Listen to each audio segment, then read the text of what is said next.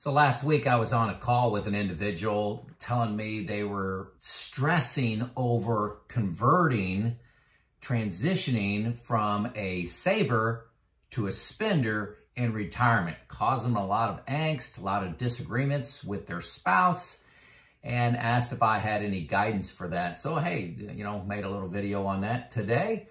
If you think this is an easy transition, you're wrong. I mean, it is very difficult. It was difficult for me, but I'm 3.5 years in. Maybe there's a couple points that I can show you that have helped me in that journey.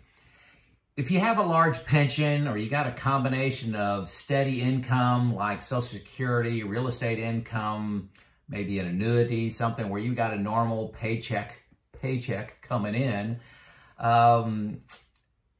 this is a big deal, going from a saver to a spender, because you're seeing your nest egg get smaller, hopefully grow a little bit, but it can just get smaller.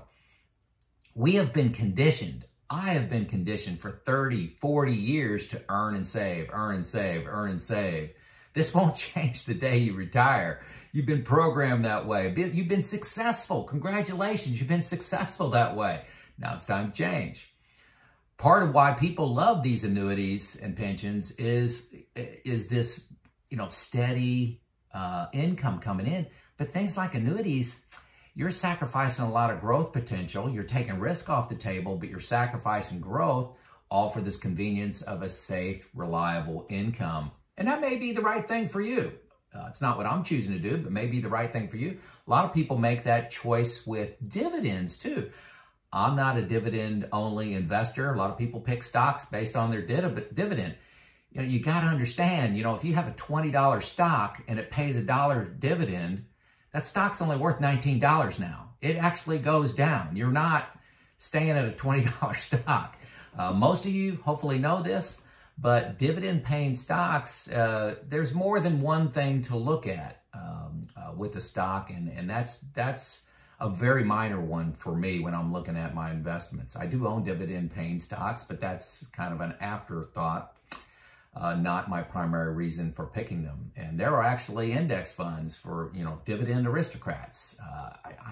I wouldn't do that for me, not advice. For me, I'm not doing that. Big mistakes as you're transitioning into retirement, going from this saver to spender. One is spending too fast. That's the one everybody obviously thinks about. Hey, running out of money. I'm spending too fast, bought too big of a car, too big of a vacations. But I'm telling you, more and more people are starting to talk about not spending enough money. You become this miser. You become very defensive. You just build a moat around your house to not spend money that you have, and you've earned this great retirement. So spending too slow, how are you going to combat that? I'm telling you, you need to put as much time into that as you do about running out of money. And typically people focus on their investments. Well, your investments are not an income plan. They're not a spending plan. If you're a 60-40, 80-20 portfolio, those are your investments to allow you to have enough money, but they're not your source of income, your income plan directly. So, you're no longer in the accumulation phase. Congratulations, really, congratulations, you're no longer there. But security becomes a bigger deal. You don't want to be a burden on your kids. You don't want to go to work at 80. So you need to develop an income plan, okay? Fear. If you have fear in retirement, fear in becoming, in transitioning from this saver to a spender, that comes from lack of information and lack of a plan. So you need to get more information. You're watching this video. And you need to formulate a plan. That drives out fear, okay? Fear is trumped by information and a plan. So my plan, what did I do? I determined my expenses. That's a personal thing, but everybody's different, what they want to spend money on. And then kind of calculated the rate I can spend. As a rule, as a starting place, I use the 4% rule. So, you just take your total investments and then say, take 4% of that. That's a starting point, not the end. Don't go home from there. So I also look at, I love this new software package called newretirement.com. They should give me an affiliate sponsorship. I've got hundreds of people that go to them. You enter your expenses, you enter your income, sources, savings, all that, does Monte Carlo simulations, looks at your Social Security timing, looks at your Medicare premiums, your supplement premiums, your cash flows, your savings. It graphically shows everything, looks at taxes. It is super cool. There are a lot of moving parts. The 4% rule doesn't capture it. It's actually a pretty decent start, but then a software package like New Retirement really just lays it out there and gives you a probability of success. You can make changes. It recommends changes to you. I think I'm up to like 25 changes it recommended. Look at this, look at this, look at this, or accept this. Super cool. I also went to 3 financial advisors and sat down with them and said, hey, here's what I've got. What do you recommend? For free. They love talking to you. They've got to sell their services. They said, this is what we think, where we think you're at. This is the kind of thing we recommend for you. So I've got that information. Then there's also a lot of retirement calculators out there that says, you know, here's your savings rate. Here's, you know, your bumpers on spending rate, you know, 4% up to 6% during good times and 3.5% during bad times. So there's retirement calculators out there. You take all those things in aggregate and say, okay, I can afford to spend this much money. Hey, one other thing on New Retirement, it'll show you a probability of success with your expenses, but it also has a little click on it, little thing you can tap on that tells you what your max spending rate is. And that actually makes me feel good. So for example, say I said I can spend 5%. Just pick a number. 5% is what I can afford to spend, and that matches my expenses. Everything works out.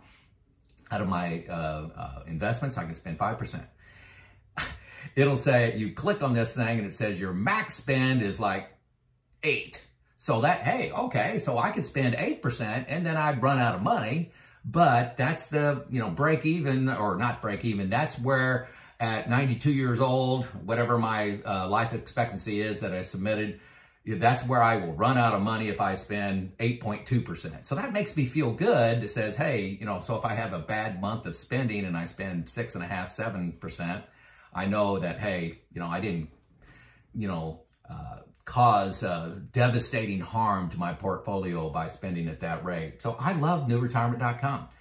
So I feel comfortable now with my rate of spending. So what I did is I created 3 buckets. Got a lot of videos on this. Bucket 1, 4 years of expenses in assets that are very, you know, 95% out of the stock market. Got some CDs.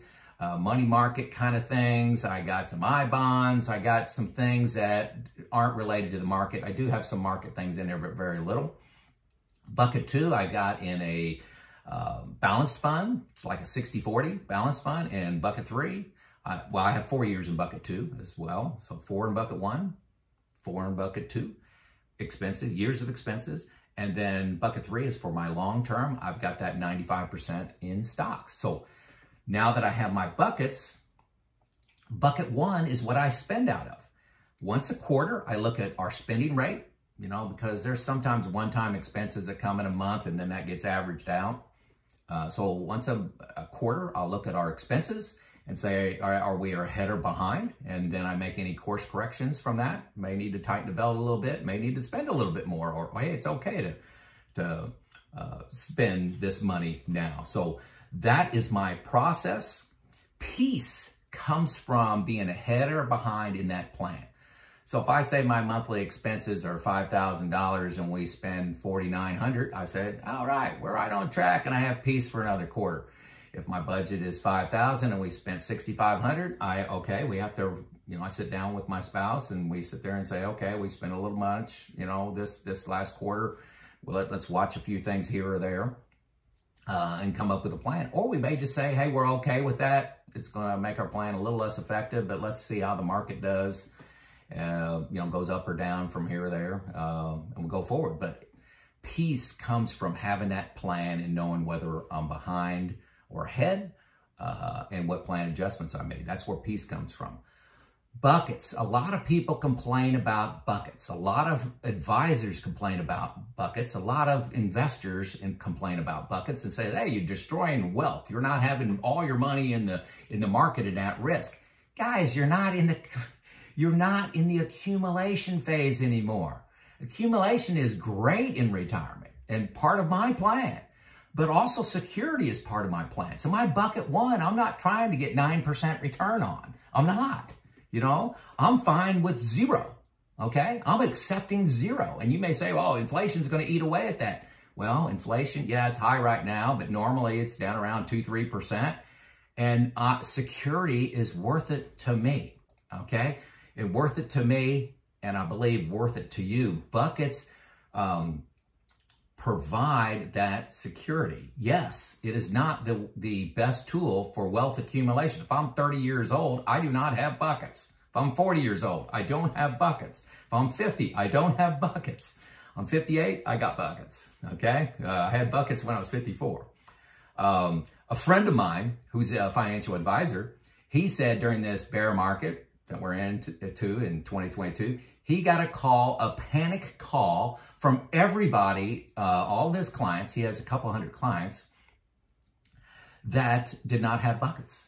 Every one of them called him panicking. What should I do? And they're having trouble sleeping at night. They're arguing with their spouse because they didn't have buckets. The game changes when you're retired, guys.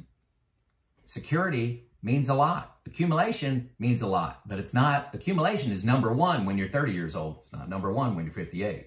Sequence of return risk and bear markets you must plan for. Sequence of return risk is a big freaking deal.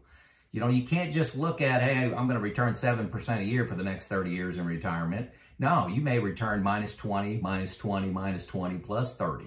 Okay, sequence of return risk, the first couple years of you retiring, if you get pitiful returns when you're pulling out money, I'm telling you, it's a big deal. So you got to plan for it. How do you plan for it? Buckets does a fantastic job of planning for sequence of return risk and bear markets.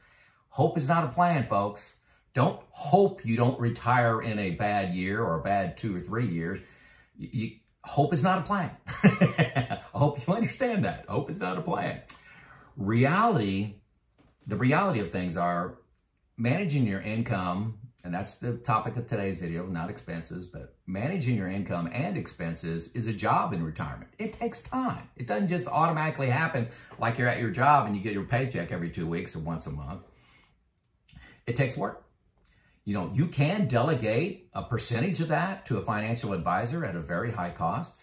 And when you're thinking about, just say you got $1 million, just for round numbers, easy math for me, you know, you're going to pay a financial advisor around 1% or $10,000 a year. And people say, oh, that's worth $10,000 a year to manage my $1 million. You can't think about it that way. It's $10,000 a year compounding. So that $10,000 that you're taking out of your investments is not earning money for the next 20, 30 years of your retirement, and then the next 10,000. So it accumulates. Don't fall for it's only 1% a year. It's the accumulation of that $10,000, the compounding effect that goes off the scale when you're retiring. Think about the 4% rule. If you follow the 4% rule, which I don't, you follow the 4% rule, you're given 1%. You're living on 4%. You're giving 1% to your financial advisor. If you need that, great. If you want to delegate the responsibility to them, great. But you're still going to need to do the work. If you use a financial advisor, don't just take what they give you. You got to understand it. You got to study it. You got to challenge them. So you're delegating 25, 30% of the work, and you're paying a healthy price for that. But it's a great move for many people. It's not what I want to do at this point in my life. If in my passing, I've actually worked with a financial advisor for them to take over for when my wife's investment at that time. Say I were to die next week, she will go with a financial advisor because she doesn't feel comfortable making these decisions. So anyway, that is how I drive fear out of moving from saving to a spender. You got any questions? Let me know. This is Joe, out.